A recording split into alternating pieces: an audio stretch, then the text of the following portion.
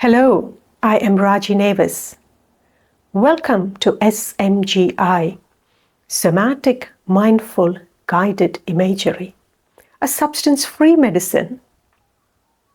In this episode, we will discuss the aspect of guided within SMGI. One of my all-time favorite books is Jonathan Livingston Seagull by Richard Bach. Growing up as a kid in a small town in India, it inspired me to look beyond what was around me, to dream for something that was possible.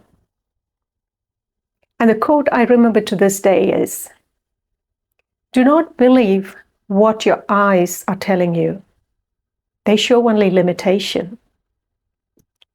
Look with your understanding and find out what you already know. You will see the way to fly." Didn't I find my way to fly? But the journey was long because I did not know how to look within me. There was no one to guide me to look within. You see, we are all conditioned to look outside for our answers. We look up to our parents, elders, mentors, coaches, so-called spiritual gurus, leaders. All that helps to a certain extent, definitely. But the magic doesn't happen until we learn to look within. If only we could find a guide who could help us to journey within without judgment, who could honor my experience as a unique experience without generalizing with all the other what should, what must happen. How wonderful would that be? That's the kind of the guide you will get in SMGI. Let's meet Gina Vance, the founder of SMGI, to understand this aspect of guide within SMGI and the protocols to be guided within SMGI. And as always, stay till the end, because in the last 5 minutes, Gina guides us to our inner world. And I wonder what you will experience then. Gina, as always, such a joy to meet you. Thank you for your time today. My pleasure, Raji. In this episode, Gina, we're gonna explore the next aspect. The first one, we explored the somatic, mindful we explored, and guided imagery. What if we take guided as a separate aspect by itself, and then imagery as a separate aspect by itself? And this episode, if we could discuss about what guided means within your SMGI. Certainly. The guided aspect of SMGI, or somatic mindful guided imagery, is really unique, and it offers a completely unique experience for the journeyer that is being guided by the practitioner. Because as a guide, we are not your accountability coach. We're not your therapist. We're not your teacher, your guru, your parent, your lover. We're not any of the roles that you may be familiar with in your life. And the closest analogy that comes to mind for me is that of a Sherpa. So if someone wants to climb Mount Everest, they will hire a beautiful, short, brown man with all of this expertise about how to journey successfully. And so the journeyer hires the guide, and yet it's the journeyer's journey. When he makes it to the top and is triumphant and celebrating, or if he decides to turn around and go back, it's his journey. He gets to choose. And when he tells about his journey, he's telling about his journey. Now, even though he might have very fond memories of the Sherpa that guided him and refer this particular Sherpa to his friends, it was his journey. And so even though the Sherpa has expertise and can offer guidance, it's a very respectful relationship that realizes that the journey belongs to the journeyer. Now, in the inner world, when we're guiding someone into their inner world, it's wonderful because our job is to remind the journeyer that if they reach a crevasse, they could jump over it, they could fly over it, they could be carried over it, they could imagine themselves on the other side, because the rules are different in the inner world than the outer world. So the particular expertise and certainly the risk are not required when we're guiding someone into their inner world. But there are certain things to know as a guide that can help make a journeyer's experience more successful for them, depending on what it is that they have shared that they want to experience, explore, and accomplish. So as a practitioner of SMGI, our role is as a guide. So as I will tell my clients that I'm working with, the only rule is no, you can't hurt me, yourself, or the room that we're in, or if they're on Zoom, the space that you're in. That's the one rule. Otherwise, you can't get it wrong. And then for the guide, there are some rules. No being mental, no giving advice, no diagnosing or prescribing. That's practicing medicine, right? So there are a few rules for the guide to maintain. Sorry, I missed the first one. The first one is what? No? It's not okay to be judgmental of your client or with your client. Yeah. Mm-hmm. Right. So those are rules that for so that you can be the kind of guide that is going to best facilitate the journeyer's experience, right? When someone is feeling judged, they're going to constrict and contract. It's much more difficult for them to connect to the wisdom within them. So there are a few rules, but to your point, this way of guiding is very invitational. We're offering prompts, we're offering options, and then seeing what comes up in the journeyer. And whatever is coming up in the journeyer's experience is always more important than anything that we might be offering them as their guide. So as a guide and with SMGI, we have an innate trust in the inner wisdom of the person before us, that their inner wisdom knows what they need to experience and connect to and accomplish in order to create what they have stated they desire. My philosophy that really is the SMGI philosophy is that there's nothing wrong with you as a client or a journeyer. You are a heroic soul on an intense journey of discovery and exploration of who and what you are and the incredible power and beauty inside you. So we're not perceiving you as broken or defective or dysfunctional in any way. Each person has already overcome so much. And so there is a tremendous amount of respect given to the person in front of us and to their essential self, their central self, their inner wisdom. And so what's that bringing up for you? I feel so good about myself to know that I'm not broken. You are recognizing my power within me, even though I may feel the challenges and broken pieces in life.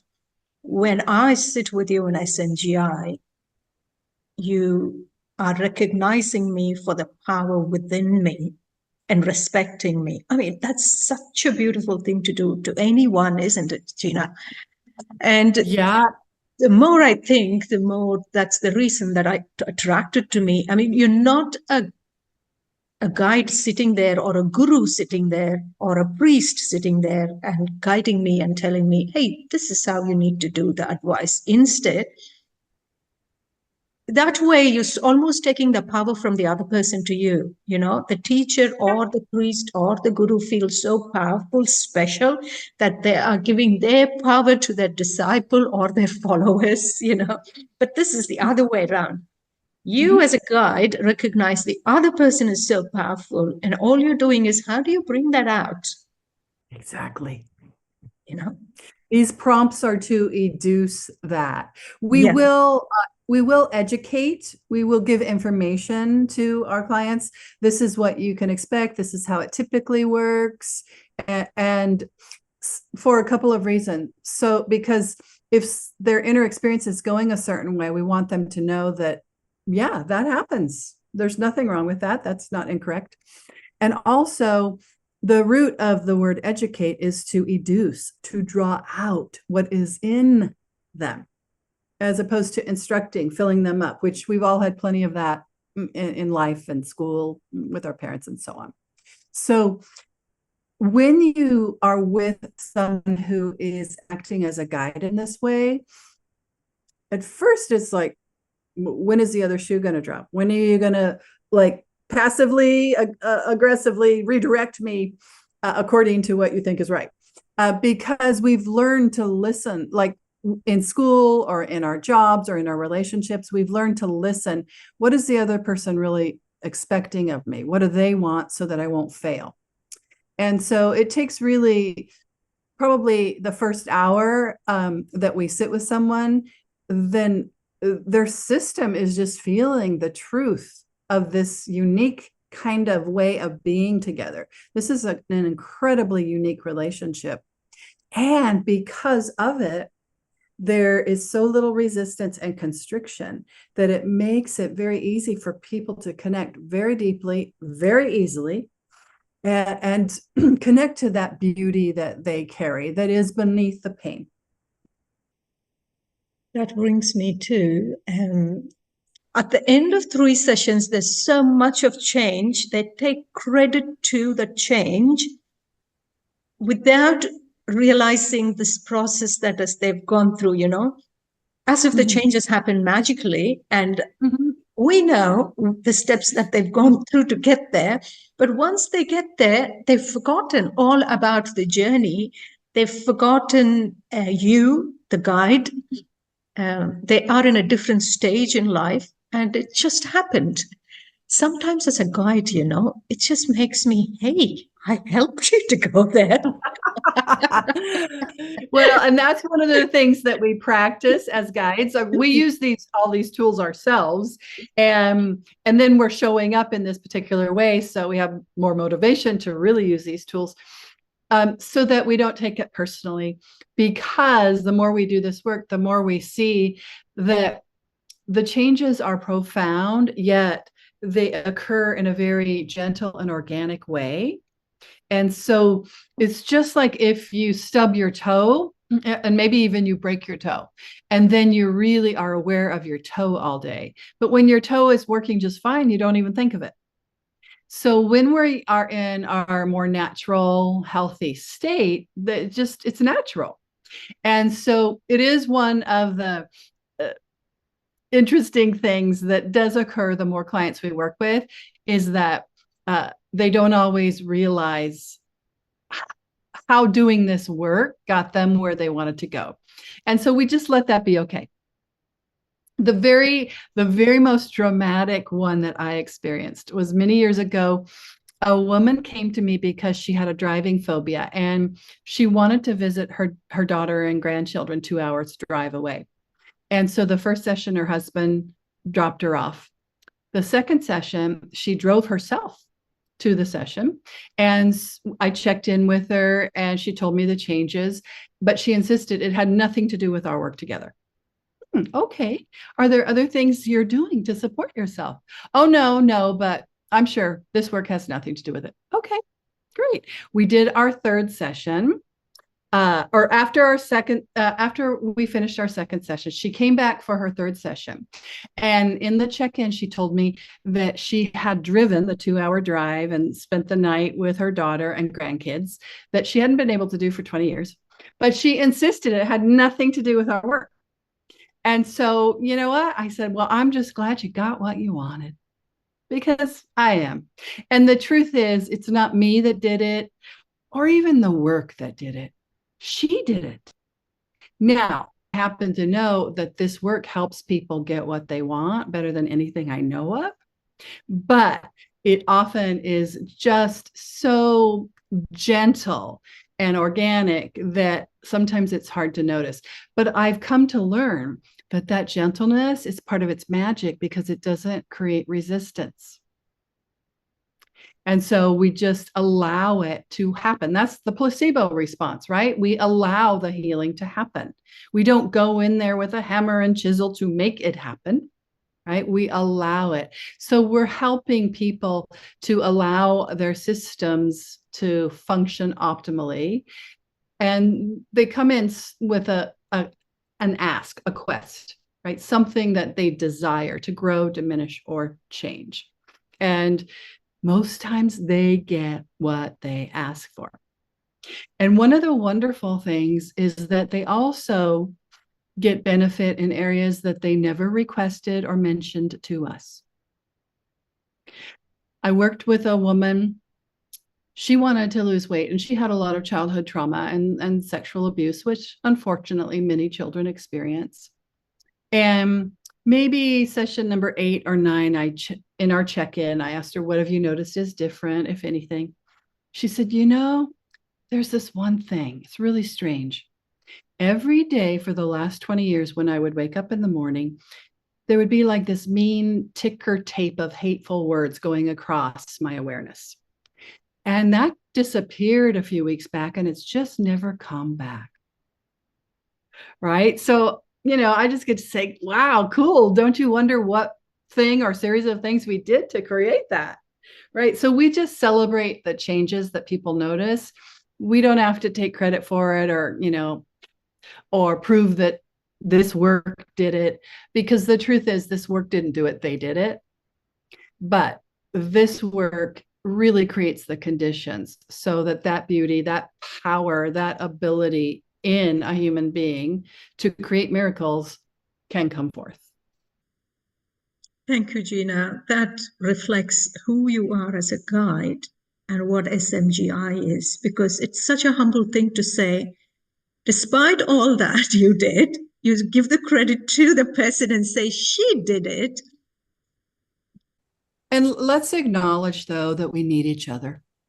So even though the client or journeyer actually is the one that creates the change or the healing, they did it in relationship to us, right? So we get our wounds in relationship. We heal them in relationship. Relationship is critical to human beings. When we gather together, it increases and amplifies the power. So their ability to do whatever it is they're going to do is greater. And we know from those awful Romanian orphanage studies where they didn't touch the orphans, they just propped up bottles, changed their diaper, but never held them, cuddled them, talked to them, and they died. They all died. And they repeated the stuff twice. Oh, same results. So, any in-touch mother already knows that, but it's kind of a strange thing about our world is the experiments that they'll do to prove something that's already known. Yeah. So we thrive in relationship. And that's why we will tend to stay in one of the reasons we tend to stay in difficult relationships is because we really can't live without relationship. However, SMGI understands that the most important relationship that you will ever have is the one with yourself. And so we're guiding you into your inner world to connect with parts of you and relate to them in new ways. And as guides, we are modeling how you can relate to them. Non-judgmentally, you can notice them, acknowledge them, allow them, get to know them. And then ultimately, there is a union and communion between the person and their parts. And so then they're more whole, they're more integrated, they're more at ease with all aspects of their nature. And from that, the outer world relationships just blossom miraculously, truly. Yeah. There's a lot there to discuss on the parts world. Okay. We'll do a separate episode on that. It's going to be a very interesting one. On the guided one, now that we've explained the guide is not only you, as a guide, but you are modeling as a guide for the journeyer to go through. Is there anything that we would like to add to this guided part aspect of SMGI before you could guide our listeners to a 5 minutes meditation, Gina? The only time a guide is directive or commanding or even bossy is if someone is feeling like they're experiencing an emergency in their inner world. And then we can certainly tell them how to get safe now. This rarely happens because everything is set up in a way that we're helping them connect to a sense of safety in their inner world right away from the moment we meet, and then every step we take along the way. But it's, in general, very permissive, very invitational, very focused on agency of the client or journeyer. Agency, you get to choose.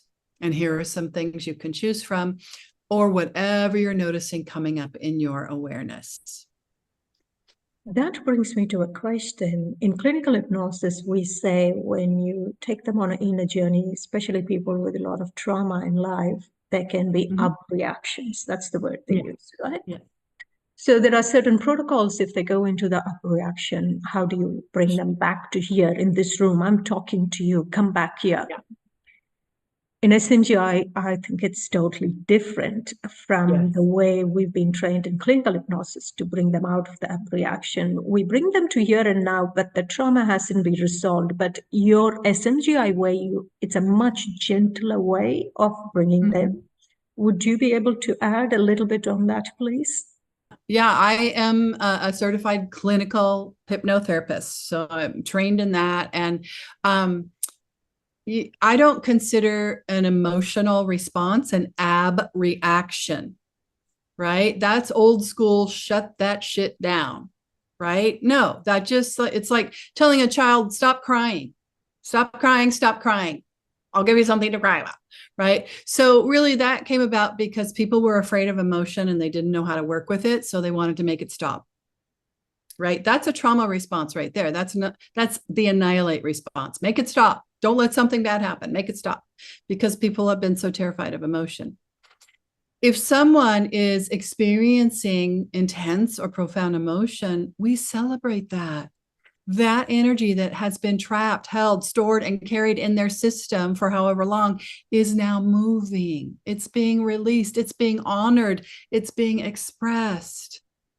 There's nothing to be afraid of. Remember our one rule, no violence. You know what?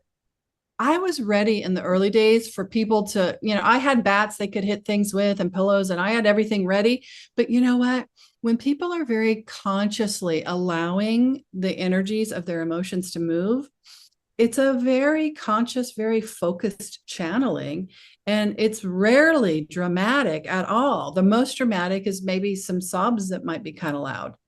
So emotion is really nothing to be afraid of. And Carla McLaren is such a godsend to help all of us to begin to understand that. And so if you're interested in emotion, seek out her books, go to her website, very evidence-based and really wonderful work. But we don't have to be afraid of emotions. We don't want to shut anything down, because that's what the whole world has done to our clients. Anything that's unseemly, make that stop. So this is very different. And when clients have their first set of sessions with us, they might just let a little bit flow to see how we're going to react. So in that style of hypnosis, it's very much about the hypnotist. So the hypnotist has to decide what we're going to do here, what this client needs, what's not okay. And so it's very bossy. And what does bossiness do? It creates resistance. Now, some people want that. Sometimes people call me and I refer them out because they want me to put them asleep, hypnotize them, and wake them up and have them be all better. So they want to have someone just talk to them in a very directive way and reprogram their subconscious. That's not what SMGI is.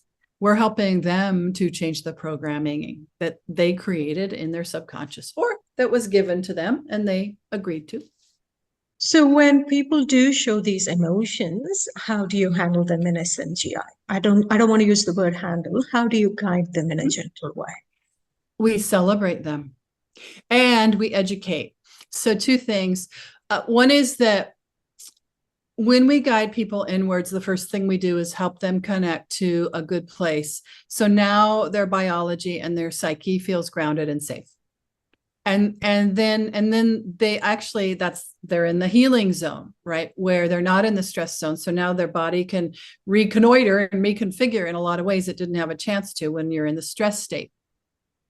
And then we invite in a comforting presence, an inner ally that is strong and supportive, encouraging, that has your back, right? And then spend time getting to know them so that in the biology, you are experiencing this connection and this sense of safety and power.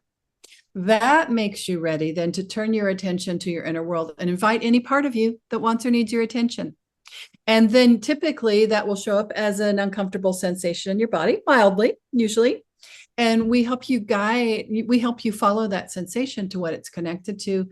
It's only going to be one of two things: clutter to clear, which is easy to do, or a part of you that needs your attention. Right.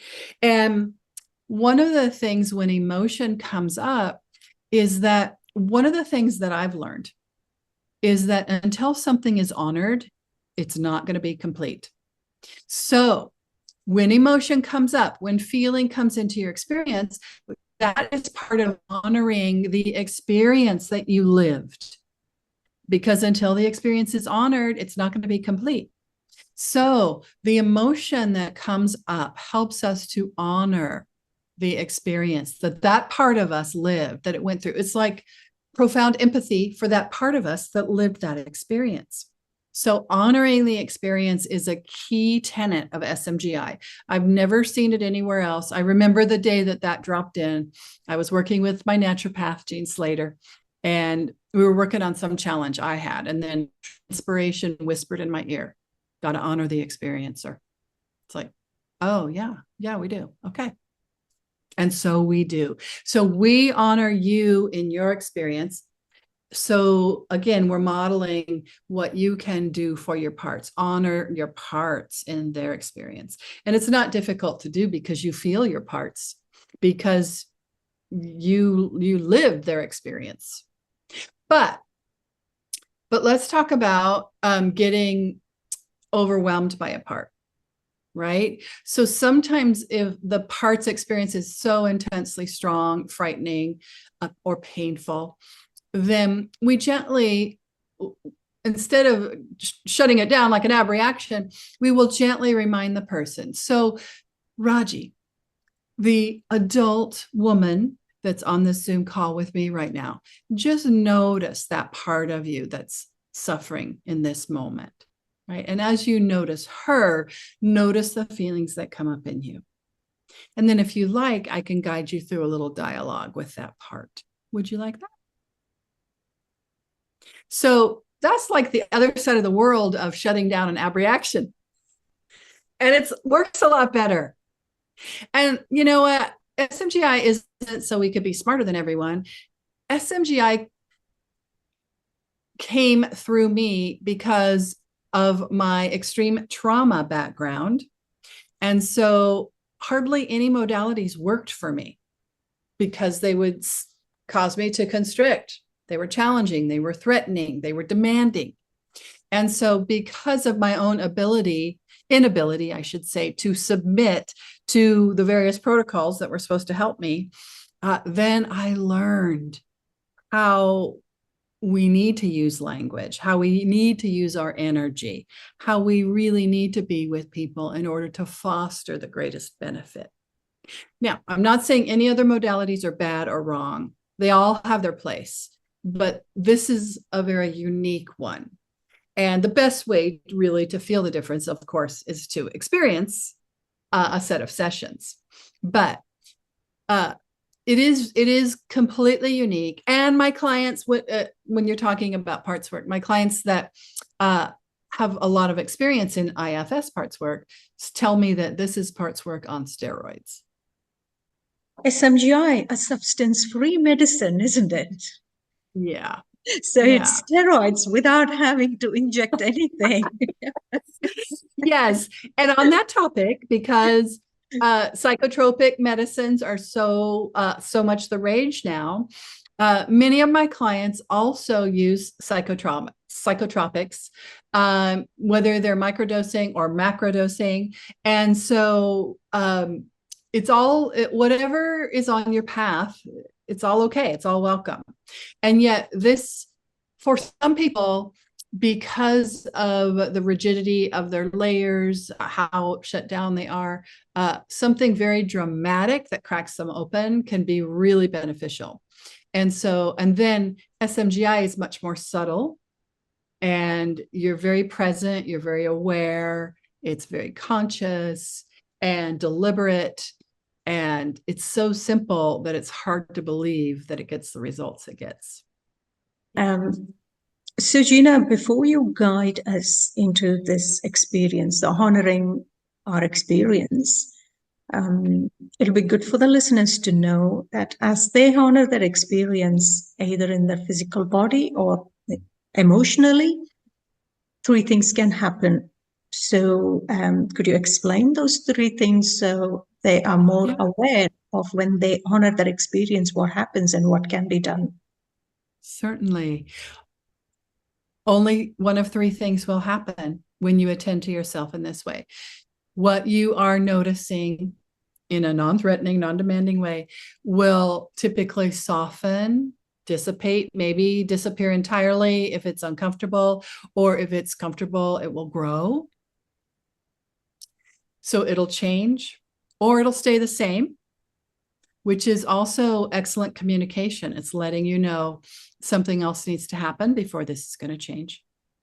Or it will become more intensely uncomfortable, which is also excellent communication, because that's letting you know that it's not helpful for you to focus on it right now.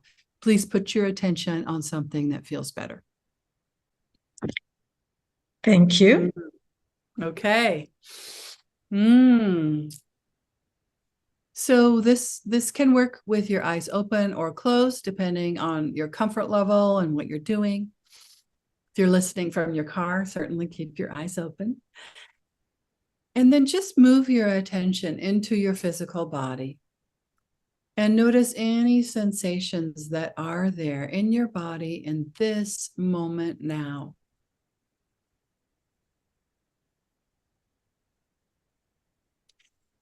And whatever you are noticing about any sensations in your body in this moment, whether you like what you're noticing or don't like it, whether it makes sense or not, whether it feels good or doesn't feel good, just take a moment to practice a kind of mindfulness that is non-threatening, non-demanding, that doesn't create resistance, by simply saying, either silently in your mind or out loud if you like, notice, acknowledge, allow, and imagine that you are sending this message to any part of you where you are noticing sensation.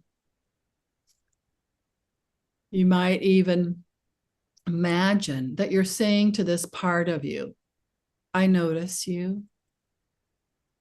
I acknowledge you. And I allow you to be just as you are in this moment now.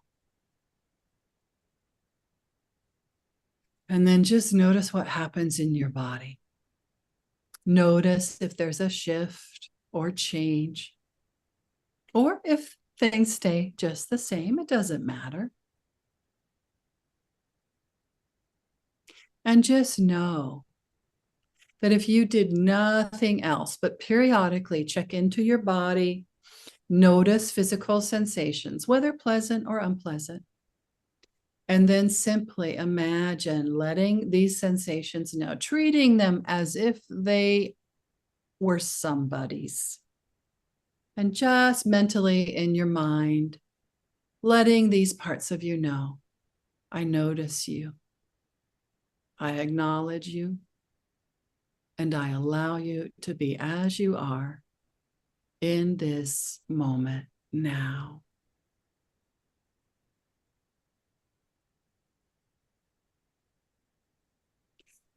And as you practice this, there might be parts of you that have experienced difficult things. And sometimes, as you're living your life, some of these parts might be highly activated. You might notice a part of you that's very sad or very mad or very hurt. And you can practice honoring this part's experience without making it wrong by simply letting this part of you know from your central self to your part, I notice you. I acknowledge you, and I allow you to be as you are in this moment now. And you might notice a shift or change in this part of you. You might not, it doesn't matter. The more you practice, just checking in, noticing any physical sensation, any emotion, and treating it as if it's a separate somebody. And just practicing, saying to it mentally in your mind, I notice you. I acknowledge you. I allow you to be as you are. And if your eyes are closed, let them gently float open. And just sit for a moment and notice what feels different in your body, your energy, and your awareness after having interacted with yourself through your parts in this way.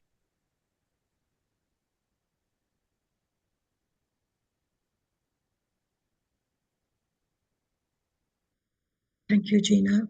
Expansive is the word that comes to me because there's a discomfort in one part of my body. As I allowed it and noticed it, I could feel that discomfort not completely disappearing, but softening. Mm-hmm. It's sort of expanding more and softening, and as if it's able to breathe. So that sense comes through the whole body that I am able to breathe. I'm okay. That's my experience. I'm sure each one of the listeners would have had their own experience, whether in their physical body or in their mental or emotional body. Thank you, Gina. Until we see you in our next episode about imagery. What does the aspect imagery mean in SMGI? Thank you, Raji.